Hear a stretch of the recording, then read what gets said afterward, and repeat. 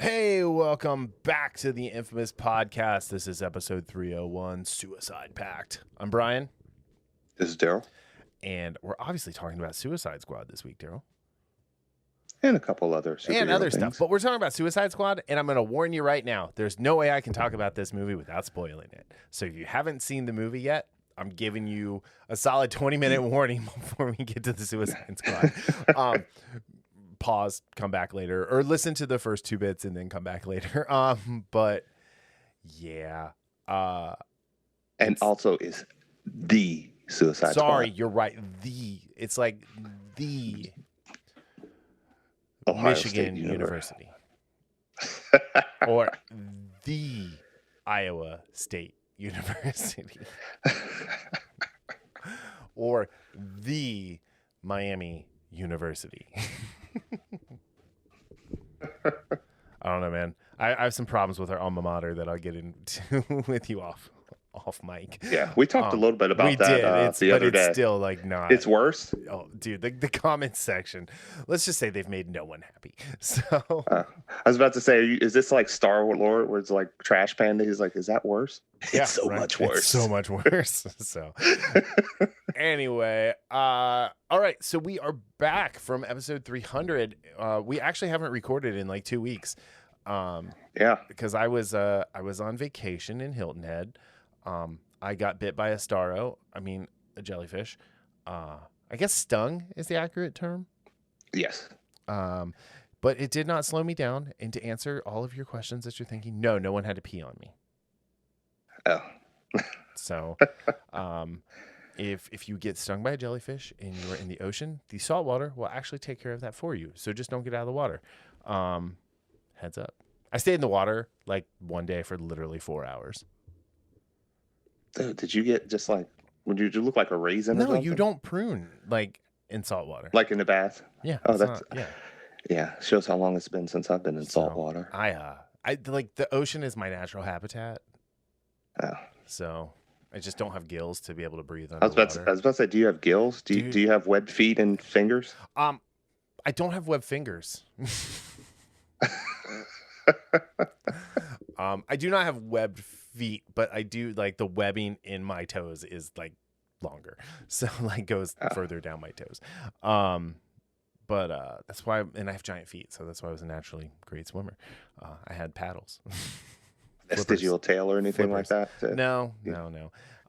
When for like, I don't know, the 14 years the kid's been alive, just about, I've been telling her she had a tail when she was born.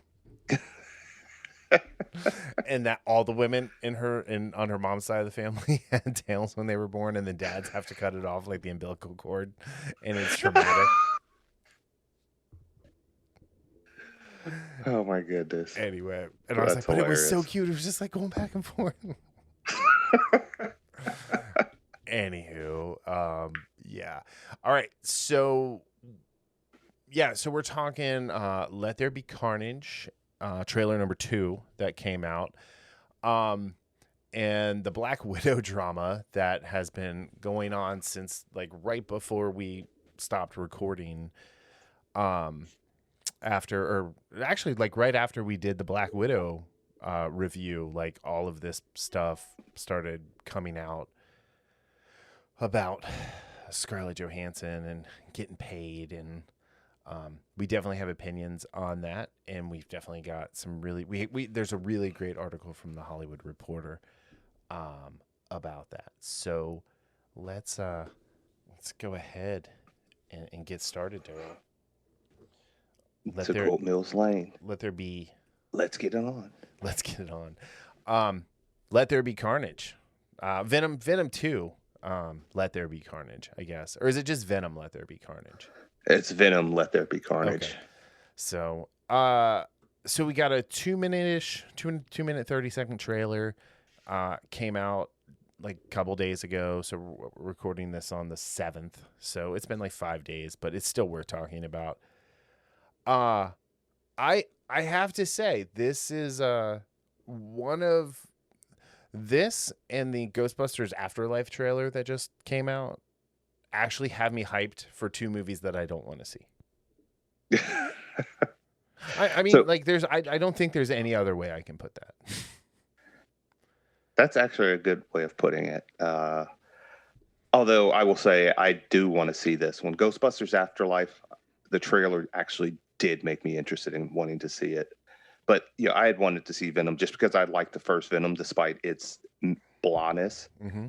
There are aspects I really liked about it.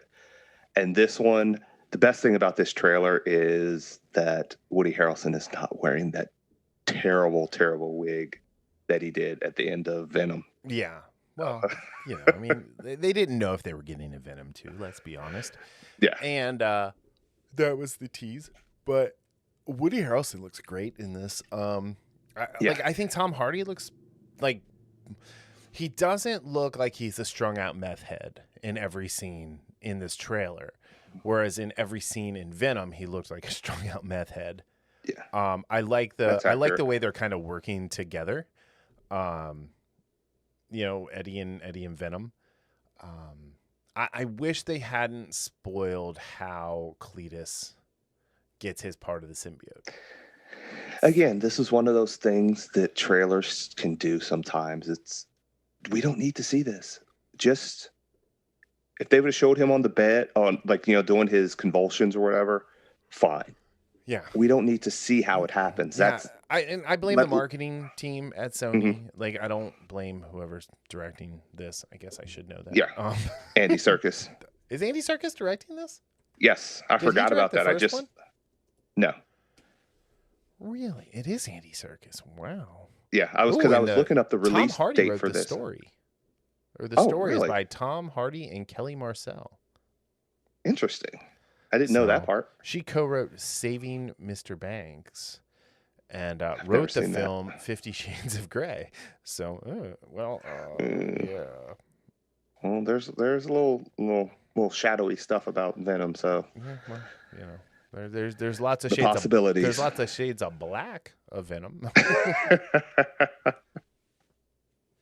I wonder if this is going to lead to Morbius. If there's going to be some end credit scene here for Morbius or. So for whatever reason, I completely forgot about Morbius. That's next year, right? 2022. Yeah. Yeah. Again, so this one is movie I have no interest in. Yeah. I did like the first trailer for Morbius, and that was one of those characters I read here and there when I was growing up. Yeah. But I actually thought it looked okay, even though it looked like a PG-13 film. Yeah. Which I believe this is rated R, correct? I thought it was, because the first one was not R, was it? No, it was PG-13, I believe. Yeah. So, who cares? I mean, here's the thing: the first one made $900 million. I don't think anybody saw that coming. No, I did not. And not at all. So I don't know. I mean, I thought the trailer looked nice. Nice. Carnage looks great. I actually liked the CG with Venom in the first one. I did too. Yeah. What I didn't like was Tom Hardy and his, method acting.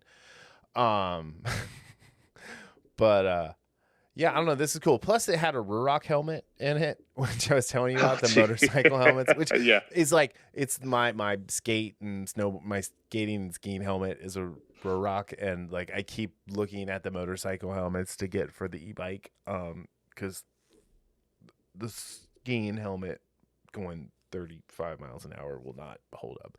Anywho, go buy Ruroc, not a sponsor. But no, I thought it looked cool, and I really kind of can't wait. And then we get some of the other symbiotes as well. Yeah, is that Shriek that's in there? Yeah, Naomi Harris is playing Shriek. Okay. So I mean, honestly, they could legitimately do at least one more Venom movie before they introduce Spider-Man, and it would be okay. And if you flip the script a little bit where Venom abandons Eddie and joins with Peter, and then Peter rejects it, and so Venom goes back to Eddie after Eddie gets his life together, could be a really interesting way to tell that story. Yeah.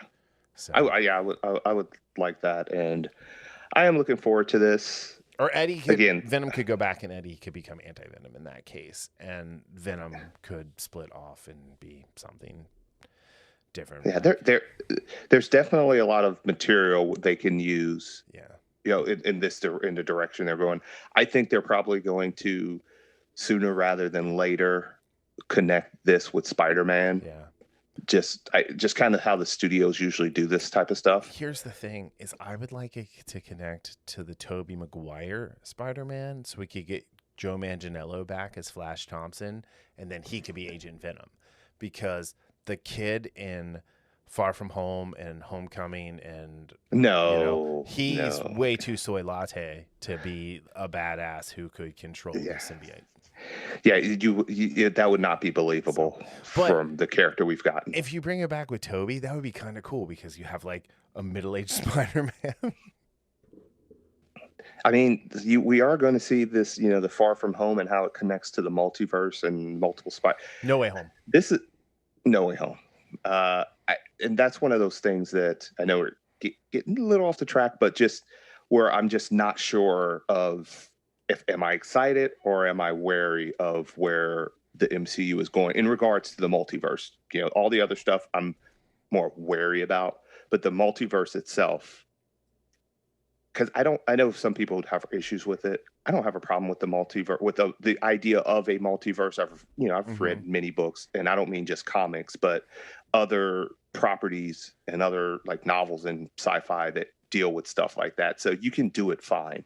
It's just, I don't know. I'm a little bit wary, but I'm also excited because I know the possibilities. Yeah, I think like time travel multiverses are lazy, and multiverses will open up to Eric July having a heart attack in a coronary because of all the tokenization that's going to come from the multiverse. Yeah, and that's my worry, because I'm really excited for What If. I don't think offhand that multiverse stories or time travel stories are lazy. I think what it is, it does give a buffer for writers to be lazy, and maybe that's humans' natural direction when they can do something a little bit easier, because good time travel stories in books that I've read are very complicated, can be very complicated and very intriguing.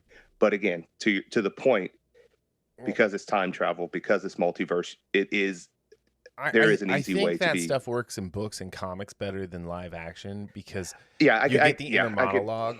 And on live action, the only movie that's ever done really good inner monologue was American Psycho.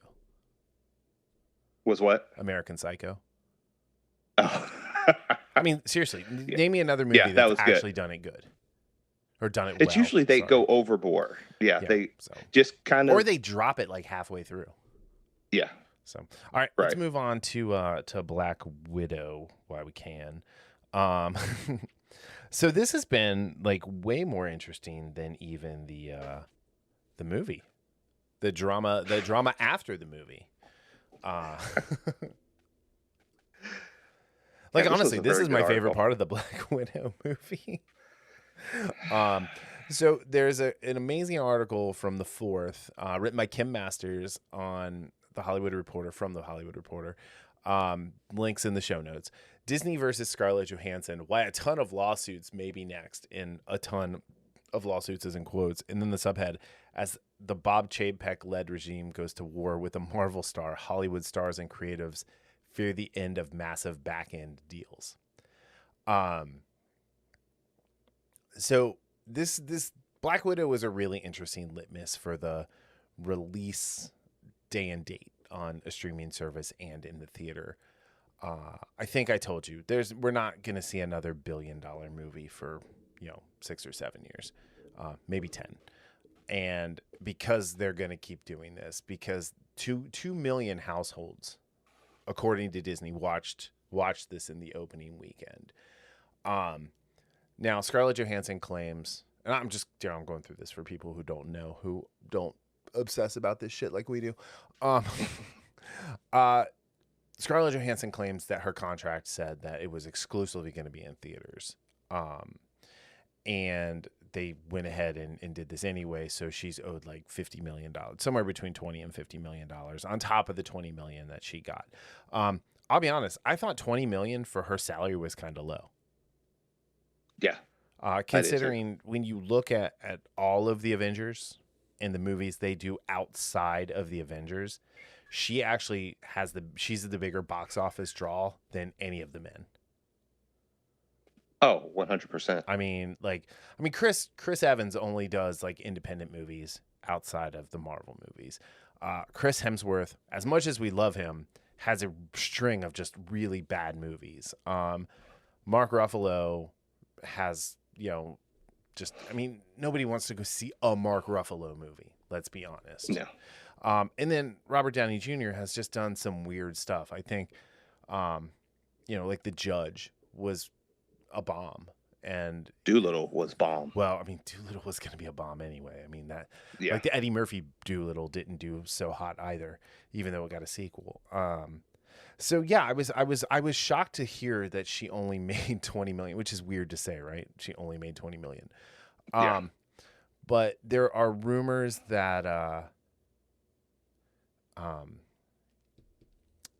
Emma Stone and Emily Blunt and The Rock are also considering suing Disney for the day and date release. I will say this: all three of these movies are qualified bombs as far as box office returns. I didn't even see what the box office of Jungle Cruise was. Oh, it was not good. I can pull that up quickly. But yeah, so I don't know. What are your thoughts on? I mean, because you're a Scarjo stan. I don't know which super simp suit is tighter, your Henry Cavill or your Scarjo.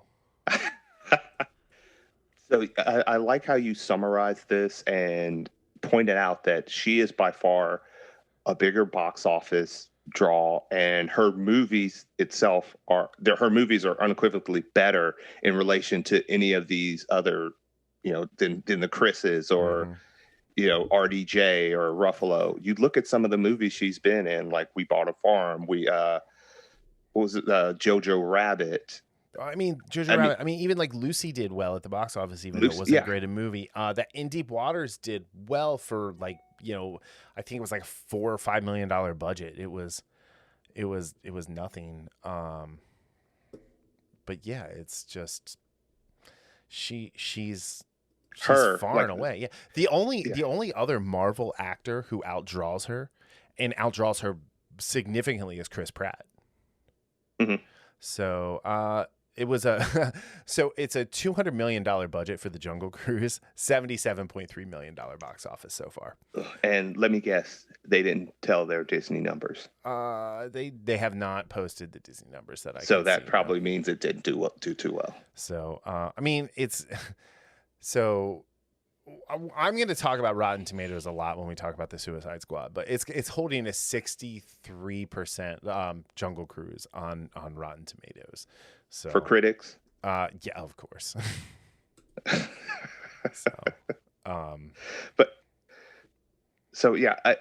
just kind of continuing with that. You hear that 20 million. Yeah, 20 million would almost be that base salary for someone like her, even maybe a little bit more than that. And then you talk about not even the incentives, but just the bonuses. Yeah, should almost double that. Considering, again, you look at her track record, you look at her movies, you compare her movies with all our other MCU stars, and the box offices of those movies, the critic ratings, the fan ratings, and she is, her and Pratt are running away with it in the sense of just overall their overall portfolio. Mm-hmm.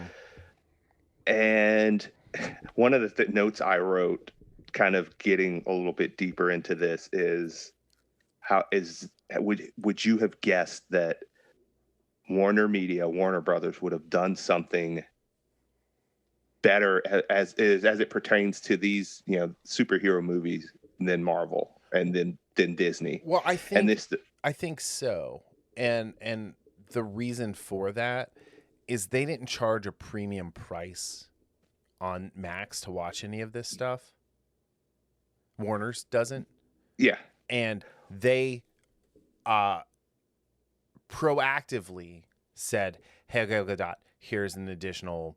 I want to say it was like $13 million. Yeah, and that's where I was going with that. Like, they did that proactive, partially because a bunch of people made a stink about it the second they said, "Hey, we're going to release these movies." This was before the plan was fully formulated, but they're like, "Hey, we're going to release these movies on HBO Max," and quite a few people are like, "No." Well, okay, so here's the thing: is HBO Max has been their subscriptions have started to pick up, and I'm going to say this right now, and for bang for the buck, HBO Max is the best streaming service on the web, 100%. I don't know about that. There's so much content on there. They put so much new stuff out on a regular basis, and they have stuff for everyone. Like, it's not all like, there's not just woke stuff. There's not just, superhero fare. There's a lot of really cool stuff. I mean, Succession is coming back. Succession, sorry, not Secession. That's a completely different. Sorry, Freudian slip. But no, there's so much more on there to watch. And you look at like versus Disney Plus, which has a new, like maybe 3 new shows come out every couple weeks. It's not the content machine. Netflix is still like the most content, but their content is kind of falling off a cliff right now as far as quality goes. Are you talking about their original content? Yeah, their originals. Yeah. It's falling off a cliff. So yeah. Well, I would still put Netflix up there because it has much more content now, which you just said too. Their original content has definitely been consistently lackluster, especially the last year and a half that I've been paying attention to it. There's been good stuff on there. Don't get me wrong. Yeah. Some good shows, but it's almost like a 1-for-1 on Netflix, and that's, I'm not sure if they can continually sustain that sense of throwing all this money out at, and it's not just Netflix, but these streaming services. But yeah, to what you were saying, as far as not charging a premium for these movies, as well as saying, "Hey, gal," or gal, here's some extra. I don't even know what they gave her bonuses. Here's some cheddar.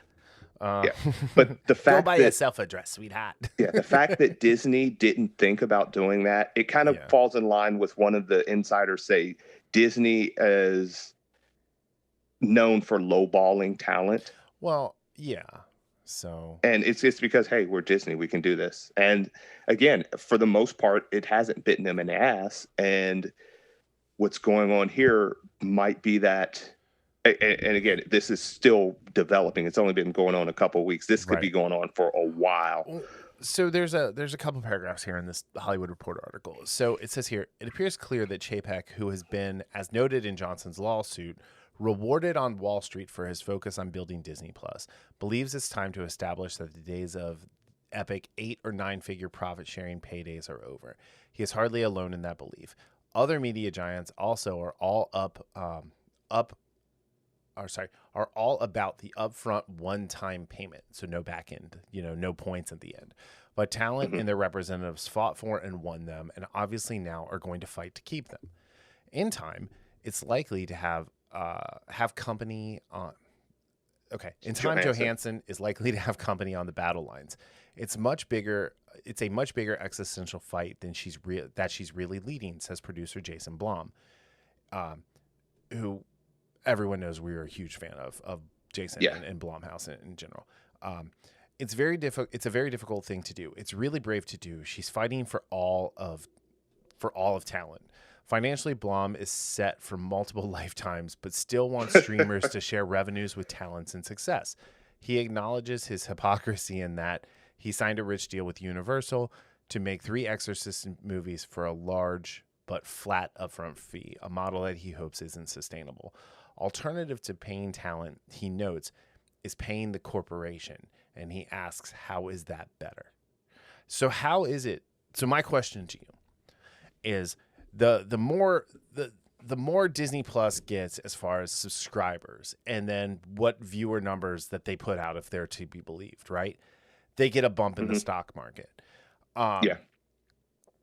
but the people who are in the content don't get to see, unless they're shareholders, they don't get to see any benefit to that bump necessarily if they're getting a one-time fee.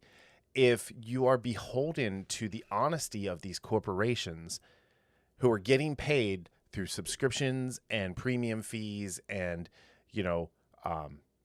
believe it or not, there's a ton of advertising in movies that as far as product placement, things like that. The corporations see all of that and don't necessarily pass that on to the talent. So who's more important? The corporations who are distributing these movies, or the talent who is creating and then acting in these movies and then producing? It's a difficult thing to answer. One more point. Yeah. Sorry. But when a movie like Iron Man, for example, comes out, like Iron Man was an independent film put on by Marvel, distributed by Universal, and had backers, had financing from, individuals and companies all around the world. Right. So when Disney makes the Avengers, I want to say something like 45 to 55% of that money came from a company in China. Wow. So when you're looking at this stuff, you have to look at, okay, when a movie comes out in the theater gets a cut, and the theater should get a really big cut, in my opinion, because they have the overhead. And I'm not saying the theater should get 50%. I'm saying that, the theater should get like 40%. The studios should get, another, 40%. And then that last 20% should go towards, the other things that are involved with this. But the studios are in charge of paying for all the marketing. Mm-hmm. Now, how you market the movie really depends on if you will make or break your bottom line. So Black Widow is a great example of this. Because of the pandemic, and the pandemic doesn't matter in this argument, but because of the pandemic, they had to market this movie 3 times because they kept pushing it back and pushing it back and pushing it back. This movie's been in the can for a year and a half. What they should have done is the week they said, hey, all of these, we're shutting down to slow the spread for 15 days on this date. The day before that happened, they should have put Black Widow in the movie theater, and everybody would have gone to see it. And this would have been the last $1 billion movie. That would have been a good strategy. So, but no, they were, everyone was afraid. I get it. But regardless of, the state of the world, this movie was not going to be well received by fans. Now, did they make changes during the year and a half between finishing and when it came out? I don't know, because there's rumors that her shield buddy was Taskmaster and it wasn't, Olga's CGI head. Right. So who knows what happened between it being finished and it being done. But it being being released. It being finished and it being released, though, it came out. It is a bad movie. It's got an 80% on Rotten Tomatoes, and it's got a 92% audience score. And it's like, what movie did you people watch? Now the 80% like certified fresh is Access Media, people who live and die by Disney letting them have early access to things. Yeah. Well, I'll say this, though. People like us, when we look at movies like this, because I went to lunch with my buddy, Dan Flag.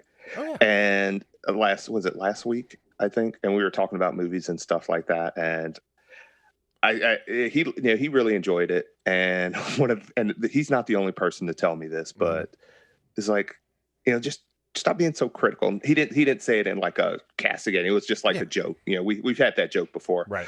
But we look at, so I can see why a lot of people would enjoy this movie, despite its serious flaws. Mm-hmm. I'll just put it that way, because I enjoyed it more than you did, but it had some serious flaws. Yes. And the way they handled this whole thing, you're right. You're absolutely right in the sense of if they wouldn't have just, and again, part of it was fear, yes, but also part of it was greed and trying to get the most they can. Which I get that. However, there comes a time where you say, okay, what's best for this movie? Not best for our bottom dollar. What's best for the audience? Not best for our bottom dollar.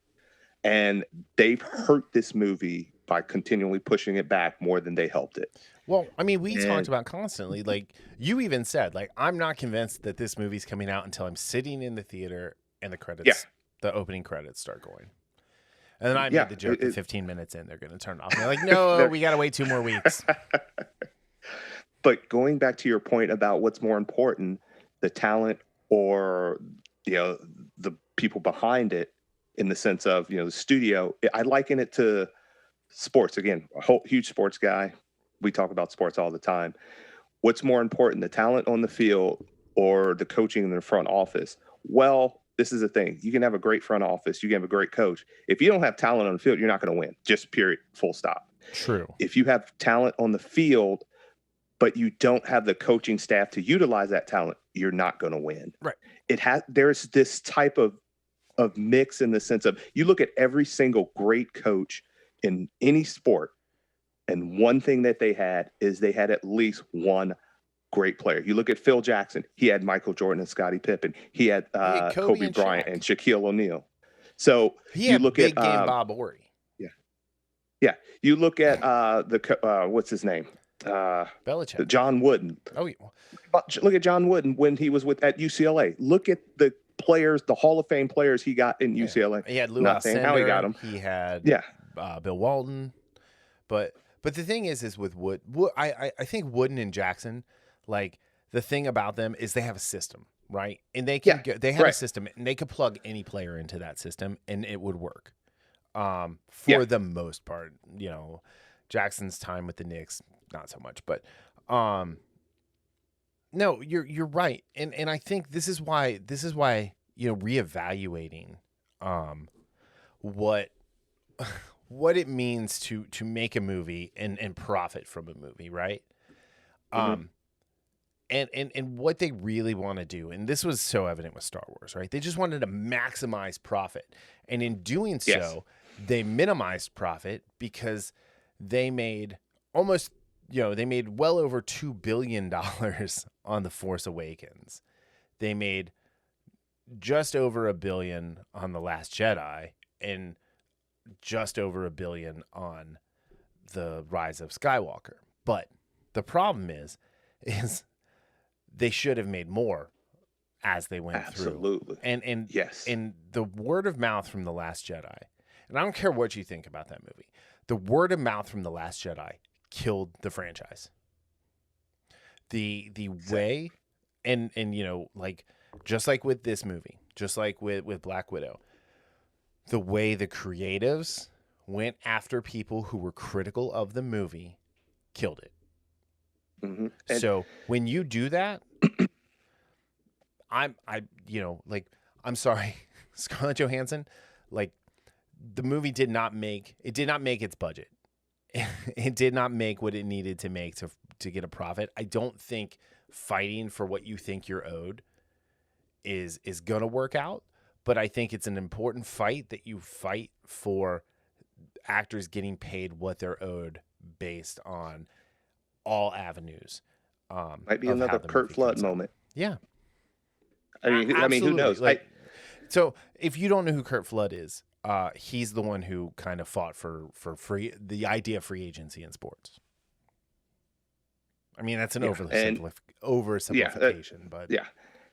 And while he did not personally necessarily benefit from that fight, you look at sports now and what the free agency and the leverage players have now versus what they had then. I mean, it's incredible. I mean, and my dad and I, we were talking about this a couple days ago, how in sports, how guys used to just not have any leverage. They didn't move teams a lot. No, it was like, you get drafted, you get signed by this team, they pretty much own you. Yes. And that's why I find it so hypocritical when these athletes talk about having the nerve to say how, these owners are like plantation owners. And you look at the freedom that you have to move teams. You look at how guys like LeBron, like Kevin Durant, Kyrie Irving, all these players have moved teams and gotten a pretty penny in their wallets too. And that comes from that fight we were talking about in the 70s. And who knows? I mean, Scarjo is not Kurt Flood in the sense of, making what he was making in the 70s or whatever versus, Right. I mean, she got only 20 million or whatever it was for this movie. I mean, she's worth something like, like 150 to 180 million dollars, something like that. So it's, hopefully it's she a did little well different with her money, and she's like, I mean, that's what she's earned. So, but yeah, you're right. It is different. But just the idea that this could change the landscape, because again, one of the things they're talking about in this article is that some of these streamers are gambling on the fact that in 3 to 5 years there's only going to be 3 or 4 major streaming platforms, and then in that way they'll be able to, I don't want to say almost shortchange the talent in the sense of to lowball saying, hey, this is like work, it's not about the big draw of the actor. They want to do to these actors what they have done to comic books. So yes, comics are like, comic book creators are grossly underpaid. Now, here's the thing, is what they do is like they go in, instead of hiring like the best writer or the best artist, they hire an artist whose page rate is, a fraction of what a name American artist or name, artist from somewhere else in the world. And they get these guys from South America who are fine artists. Like Bruno Redondo for Nightwing does a great job. And hopefully he's getting a good page rate, but I kind of doubt it. Yeah. You look at people like Scott Campbell, who we talked about a few weeks ago with the whole outrage of him daring to go back at someone who tried to fix his artwork badly, and kind of people were saying he was condescending. He makes so much more money just doing covers than he would ever do actually doing comics anymore, because like it's worth it to Marvel, DC, Boom, whoever, to say, hey, I'll pay you, $1,500 to $5,000 to do this cover, because it's going to draw people in to like get that cover. So I don't know. And I'm really afraid of the whole idea of like, they're just being Disney Plus and Netflix and Amazon. Oh yeah. Right. That would be terrible. That's kind of terrifying. I like being able to use my dollars to not pay for Paramount Plus.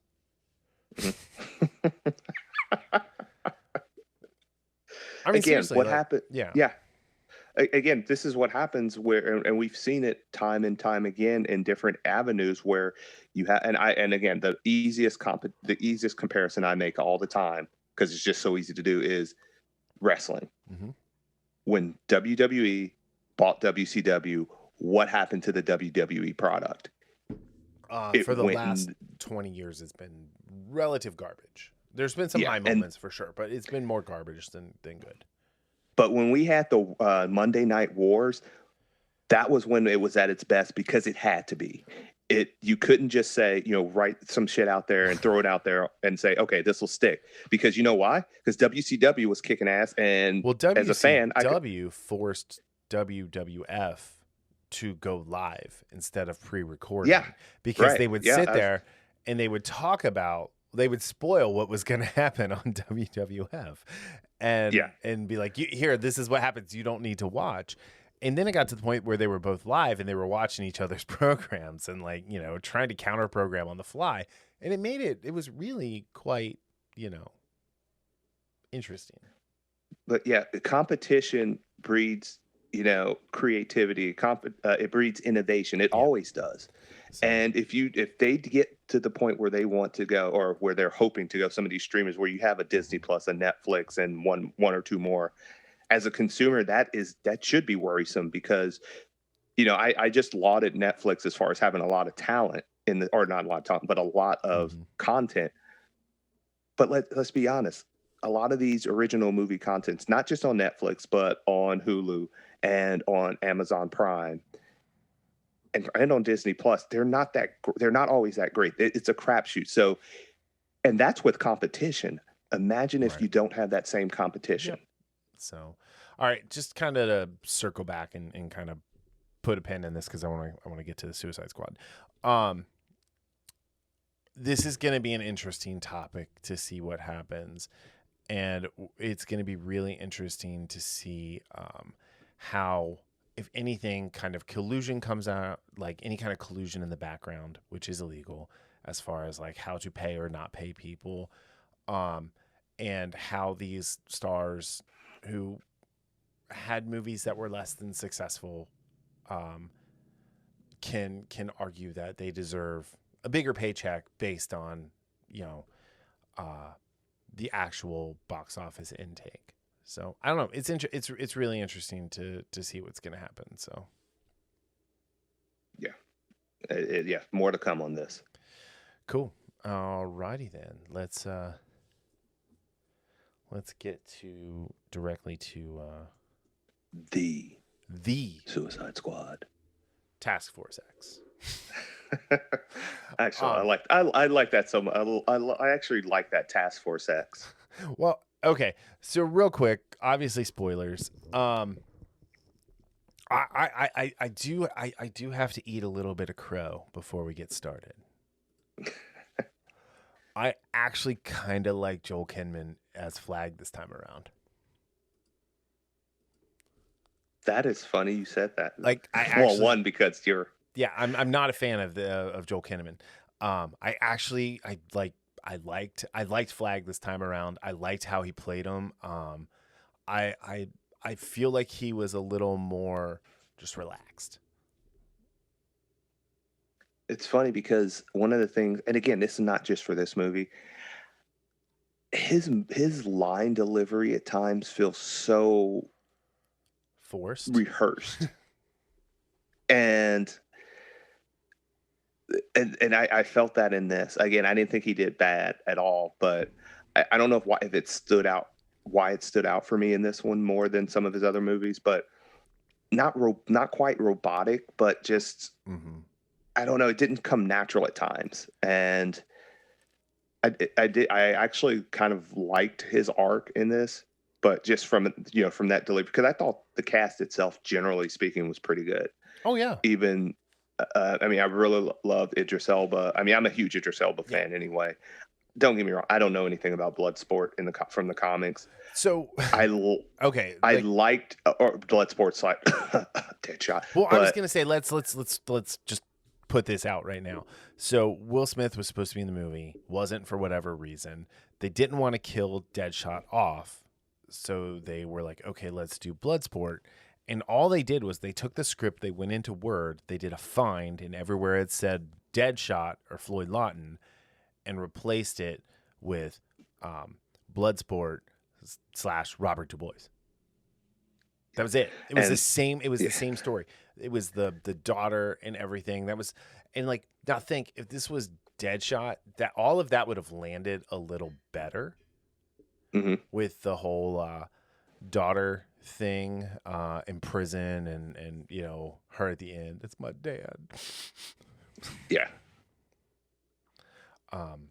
But yeah, like that was it's just like that movie Salt with Tom Cruise was supposed to be the lead, and then Angelina Jolie was the lead because something, and they didn't bother rewriting. They just changed the name of the character. Yeah, that when you were talking about lazy, that's lazy right there. Yeah, like that was one of the things that bothered me a little bit. But it's such a minor gripe that like it's only worth talking about because it's interesting that they did it. Yeah, but I will say this: I liked him much more than I like Will Smith. Well, yeah, he wasn't like some weird like pimp. So, no, I thought Bloodsport was a cool character. I liked the get up. Bloodsport's been through a few iterations. One of which is he can just create weapons from kind of out of nowhere. I love that part. I liked that it was of a the movie. suit and not a power. Yeah. Yes. That was interesting. And I liked his hesitance and how he tried to not be a part of the Suicide Squad. And then his daughter's outside, antics of shoplifting got him in there. Yeah. And to further with Elba and Bloodsport, Falcon and the Winter Soldier should have halted production, waited to see this movie and show how you do kind of like that rivalry bromance with him and Peacemaker. I thought that was very well done. John Cena I really like John Cena in this role. Idris Elba brought him up. Yeah, 100%. Not all the way to Idris's level, but like he brought John Cena up to a level that John Cena, that is not like one. Yeah. It was really weird to just see him talking to like a floating helmet, the whole movie. But two, like when the helmet did talk, it was like, wow, like that this helmet gives lines. And I know John Cena was supposed to be in the movie, but I mean, I don't know. Yeah, you're absolutely right. And we've talked about this before where certain actors can bring up someone else's performance. And yeah, that's absolutely, because I was going to say, I've not been as enthralled with the John Cena performance, especially, again, I'm not going to, towards the end and watching his character show a little depth because he seems like at first he's this comic relief character that is all about liberty at any cost. I will bring peace no matter how many people I have to kill. That was a great line. So, no matter who I have to kill. That was like always the end, right? He'd say something. Yeah. He'd say something like, "Yeah," and then no matter who I have to kill. Yeah, and you think it's just like kind of like almost like an automaton, but you see it's a little bit more. It's deeper than that, especially toward the end where he's like he's set to do something, and you can tell he doesn't want to do it, but he's like, I have to do this for peace, for liberty. And I thought that was a nice little change towards what I was expecting from this character. Yeah, agreed, 100%. Yeah, I liked him. I loved Sylvester Stallone as King Shark. Dude, King Shark was awesome. So King Shark was originally supposed to be the Hammerhead version, and they changed that because it was kind of going to be hard for the actors to know like where to look, like because the eyes are on the side of the head. And they said they made the head like smaller so it wouldn't be so adorable. And they gave him a dad bod. He's super adorable. You just want to hug him. I know. That's what I was going to say. Num. Like how deep do you sleep? Right. Yeah. Dude, she was always asleep. Like, did you ever notice they had to wake her up for everything? Yeah. We'll get to her in a sec. Flag was good this time out. The first 15 to 20 minutes is like balls to the wall action, and was a great way to see. This is how you subvert expectations. You again, spoilers. You have the crew, and you put one of the fan favorites, probably the second fan favorite from the first movie, Jai Courtney, Captain Boomerang, in there. And you have Nathan Fillion in there, and you have Michael Rooker. Michael Rooker, and what's his name? Pete Davidson. Yeah, who I'm like hit or miss on. But yeah, you had Nathan Fillion in there. You had the crew, right? The who you think is the Suicide Squad. You had Mongal in there. Yeah. And you Weasel. And you just wipe them out in the first 10 minutes of the movie. Yeah, that even threw me off. Even though I knew that, look, this is Suicide Squad. A lot of them are going to die. I did not expect those first 10 minutes to go like that. Well, I didn't expect them to have two teams, but the fact that Rick Flag and Harley Quinn were with them. You're like, oh, okay. These guys are, they're covered in the plot. The plot armor is thick, and and wide. So you guys should be okay. But yeah, it was good. It was a nice thing. And then the Suicide Squad that we got, the Task Force X team that we got with Bloodsport and Peacemaker and King Shark and Polka Dot Man, who was David Dawson Malchin, Dash Malchin.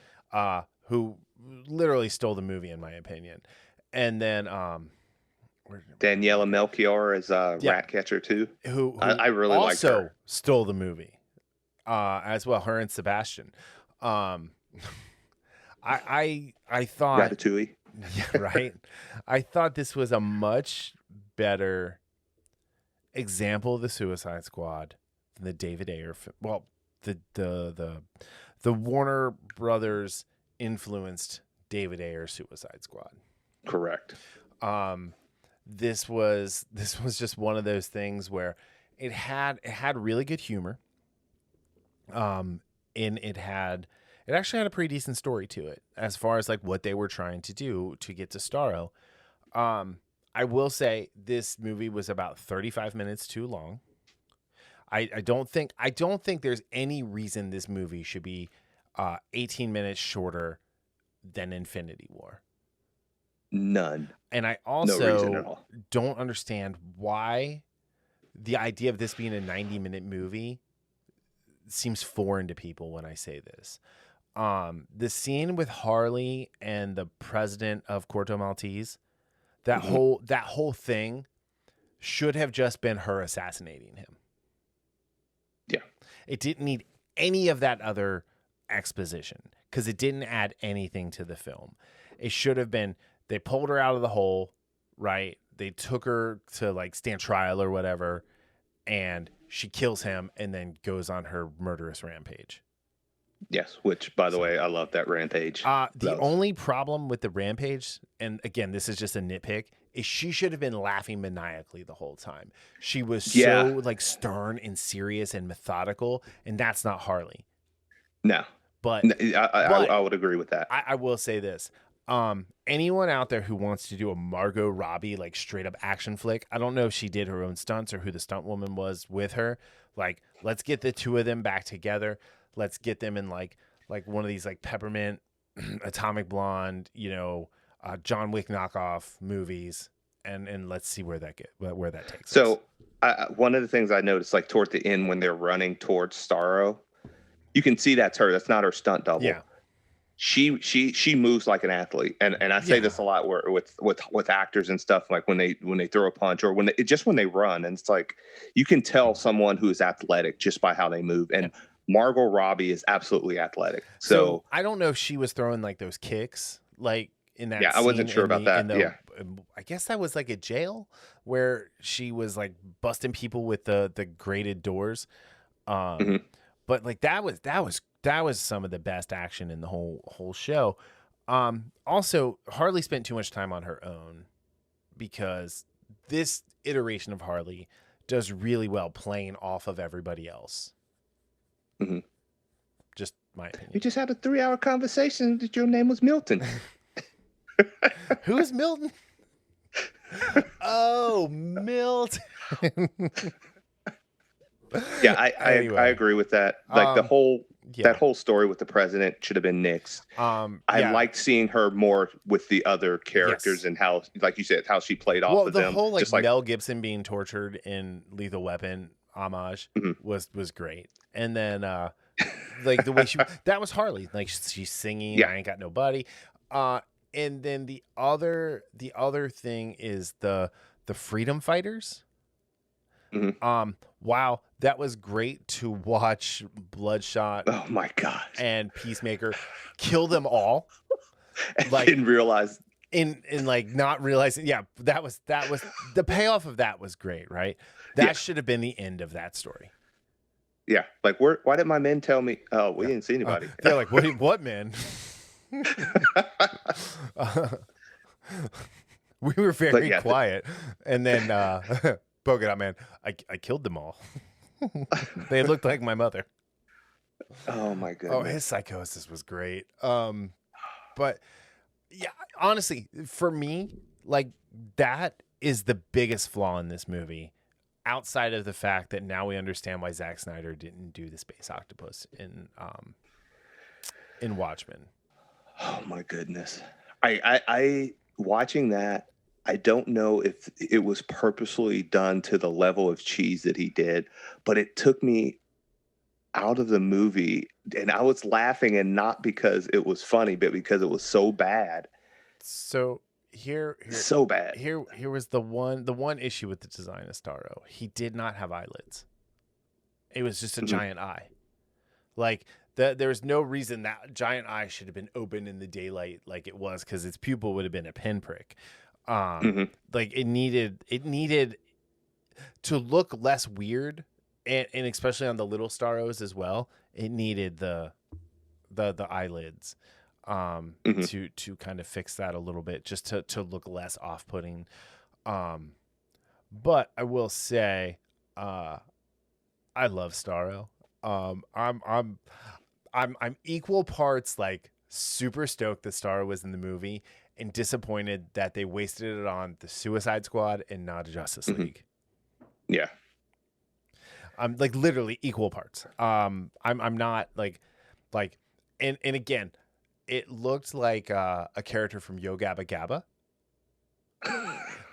which is not necessarily a diss. It was just kind of like, it was so strange that it went from this like really slick, like realistic looking film to 1960s kaiju film. Yeah. And the guy even says it's a freaking kaiju out in the streets. So, Brian Agee, the character who did that, by the way, did all the mocap for King Shark. Oh, okay. I didn't know that. Yeah. Well, I mean, James Gunn's brother can't do all the mocap for Sean Gunn can't do all the mocap for everybody. So, but he was Weasel. He's not a. Where do see some of the dialogue just made me think of the dialogue. It was like what kind of a dog? What kind of dog do you think this is? He's not a werewolf. He's a weasel, and he's cute. He killed 27. Yeah, he's perfectly harmless. He killed 27 kids. But no, I like honestly like I think. Like, I don't want to like spoil everything about this. Like, I feel like it was cast very well. I'm sad to see Captain Boomerang gone. I thought Peter Capaldi as the Thinker was fantastic casting. He looked amazing. His short time as the Thinker, he was so much better than the Thinker on the Flash in the Flash TV show. The Flash had a Thinker. That's the reason I stopped watching. It's the reason I stopped watching The Flash. Is that whole Thinker story arc? That was god awful. The detachable kid. I know it was supposed to be funny, but it didn't land. In my opinion. The other thing is the detachable kid is super perverse. So just sending his arms over would not have been something he would have done. But like also it just that didn't work either. The scene in the nightclub was really good. The entirety of the action sequence at the end I felt was solid. Yeah, I agree. I thought the action was solid. I liked pretty much all the characters. And how they played off of one another. I did like that the dynamic between Bloodsport and Ratcatcher too. Yep. They kind of made that bond. Although I thought it was a little bit, I won't say forced, but it like how they bonded going on the bus going to the club. I thought that was. I did like how they showed her story in the window pane. I thought that was well done from a cinematic standpoint. And we're also reaching like Taika Waititi overload at this point. Just putting that one out there. Yeah, that's true. We're getting to too much Taika. So he's very special, and he should be treated as such. Yeah. The one disappointing thing that I did have, other than the terrible Starro visual, was that the music for me did not really connect It was with the distracting. scenes. Yeah, it actually reminded me of the first Suicide Squad in the sense of it. The music, the first Suicide Squad, I liked the score, the soundtrack better than this one, but every time a song came on, it did not flow. You look at Guardians of the Galaxy, for example, the first one, particularly the first one, and how well each scene is brought up Yeah. by the song that's used in that scene. So this is not the case in this one. So, but it wasn't as distracting as the first one. You're right. I don't believe. So I don't think this was as good as Guardians 2, for example. Right. You know, if we're looking at the James Gunn superhero movies, like Guardians is far and away the first Guardians is the best. Mm-hmm. Probably Scott Pilgrim is number 2 in my opinion. Then you have Guardians 3, then you have this, or Guardians 2, then you have this. Yeah. And that's not a knock. They're all 4 very good movies. I will say right now this is rocking a 92 on Rotten Tomatoes. To be fair, this is probably closer to a 75 to 80% movie, not a 92. The audience score is 87, which I think is a little bit high as well for what this is. And I think we're still living in that honeymoon period of holy shit, movies are back. I was just going to say, yeah. So, absolutely. I mean, I'll be honest, like since the last couple weeks that we've had movies in the theaters, our numbers have gone back up. So not pre-pandemic, but like our numbers have definitely gone up because of theaters being open again. I 100% correlate. Yeah. So I like I said, I like this. I think it's 35 minutes too long. But that's most movies right now. Like everything's just so overblown. We need to get back to more concise storytelling, to be honest. But it's really good. King Shark is a treat. David Desmalchin as the Polka Dot Man is an underrated show stealer.